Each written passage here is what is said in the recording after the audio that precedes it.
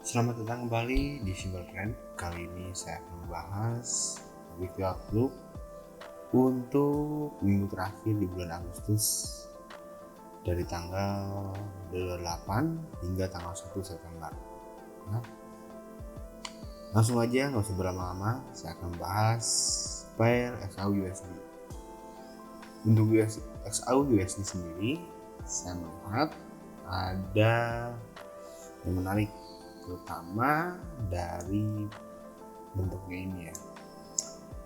Jadi saya sendiri melihat ada potensi kalau gold ini akan kembali turun. Dari mana saya bisa melihat? Kita lihat bisa tarik area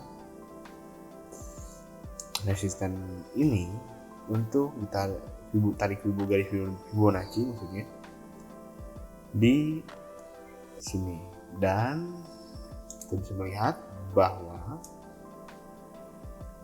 dia sedang berada di area golden ratio. Terlebih di sini ada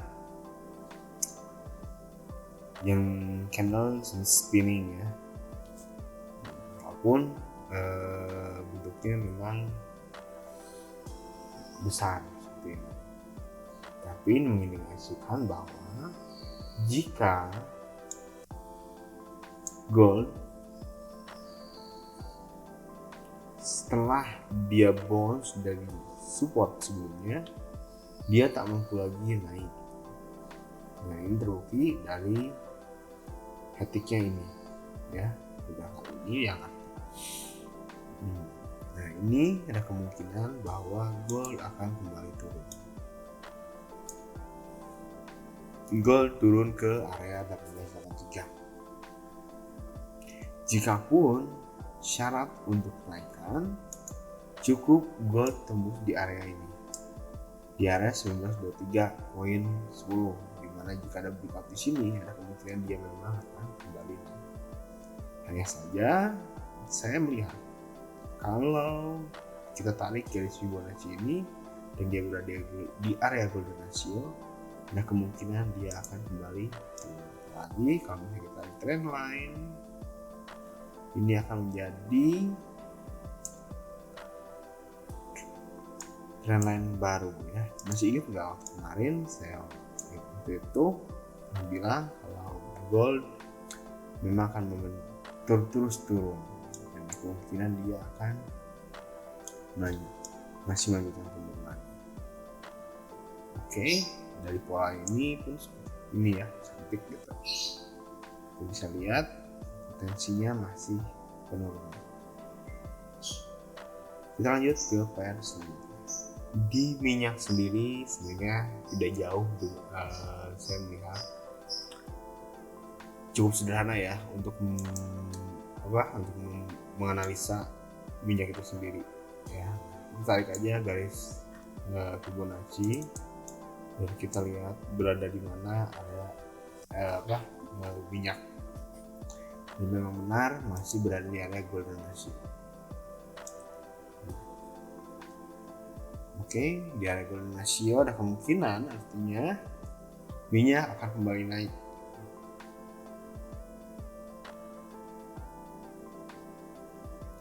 Yang kembali naiknya sih sepertinya ini potensial, jika ditembus di sini ada kemungkinan dia kembali ke 84,83. Karena kenapa lebih meyakinkan ini kembali naik? Karena ketika sudah ditembus 1, 2, dan hampir nyaris 3 kali, ini dia tertahan terus. Artinya ada kemungkinan dia akan kembali naik. Untuk USD Yen ada yang paling menarik ya, dimana saya melihat bahwa di sini ada area yang cukup kuat ya. Dibilang triple top memang, tapi tidak beruntung sempurna. Tapi masih ada kemungkinan jika di sini muncul pola candlestick apapun itu, ini ada konfirmasi dia akan kembali turun. Oke, Adapun dia bisa kembali naik jika ya area ini 146.608 ditembus. Kita lihat nih, ternyata area ini merupakan area resisten juga. Resisten 21 Oktober 2022. Jadi sepanjang perjalanannya yen sempat ke tertinggi, lalu kembali turun, dan akhirnya kembali mendekati ke tertinggi di tahun 2022 kemarin. Tentunya bukan waktu yang sebentar ya. Setelah penurunannya dia berangsur-angsur kembali naik, dan saat ini akan terlihat kalau yen ini potensinya akan kembali naik atau kembali turun. Nah, kalaupun kembali naik ada syaratnya.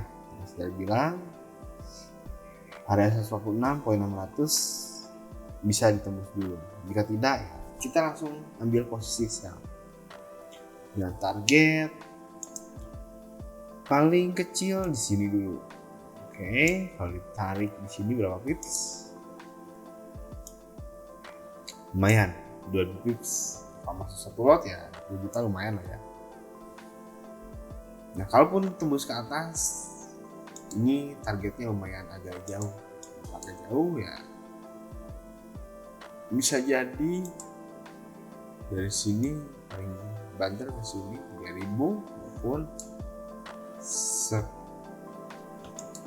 seterusnya. Oke. Dari semua ini tetap aja perhatiin area-area ini ya. Jika memang ada sinyal yang bisa dikonfirmasi dan itu bounce, kita bisa ambil sana. Ada yang masih ingat dengan USD Kanadian minggu lalu?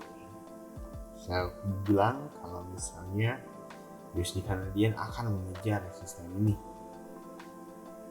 Dari area ini dia naik kembali.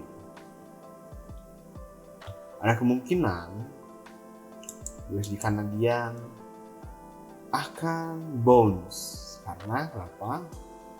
Ini merupakan area yang kuat dan perlu penembusan. Jika ingin kembali naik, dia perlu menembus area 1.36747 ya. Jika ingin tembus atau kembali naik lagi, dia perlu tembus di area ini. Nah, karena ini adalah area yang cukup kuat dan saya lihat ada 1, 2, 3 kemungkinan ada 4 kalinya ini akan di bounce. Jadi peluang terbesarnya adalah dia akan bounce dan perlu kekuatan jika memang dia akan kembali naik lagi. Syaratnya cuma satu, tembus di area ini. Setelah itu cari konfirmasi yang lain. Oke, sedikit saja tips berminggu ini adalah saya selalu bilang bahwa yang namanya pergerakan harga itu bisa kita bayangkan, sama seperti halnya apa yang saya katakan bahwa USD Kanadian ini bakal mengejar area resistennya.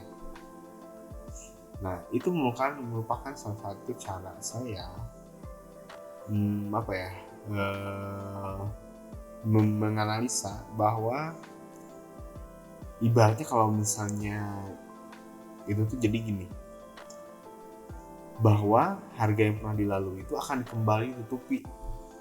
Misalnya maksudnya ditutupi gimana sih? Jadi ruang kosong ini tuh suatu saat bakal diisi dengan yang namanya candle, tapi kita nggak tahu kapan ditutupnya. Nah, kita akan tahu kalau misalnya ada dukungan-dukungan pola-pola tertentu yang bisa dilihat, sama seperti halnya seperti yang saya bilang minggu lalu. Saya bilang bahwa USD Kanadian akan mengejar ini. Alasannya cuma satu, karena dekat ya. bukan apa-apa, karena dekat. Jadi nanti pun suatu saat nanti gap ini atau ruang kosong ini akan diisi lagi dengan, tapi kita nggak akan tahu. Ini pun sama, ini akan diisi lagi dengan penurunan sampai sini, seperti itu. Terjadinya kapan kita tidak akan bisa prediksi. Hanya saja ketika mendekati atau selaras dengan apa yang kita lihat, itu bisa terjadi. Saya pernah bilang, karena di sini saya masih ingat, bias di Kanadian akan mengejar resisten dan ternyata memang dibutuhkan selain analisa,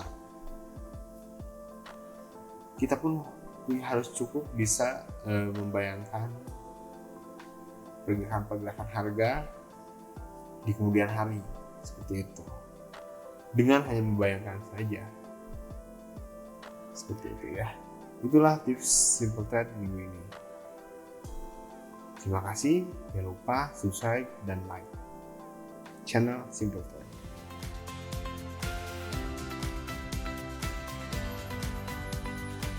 Jangan lupa nyalakan lonceng like dan subscribe channel Simple Trade. Untuk video Simple Trade lainnya,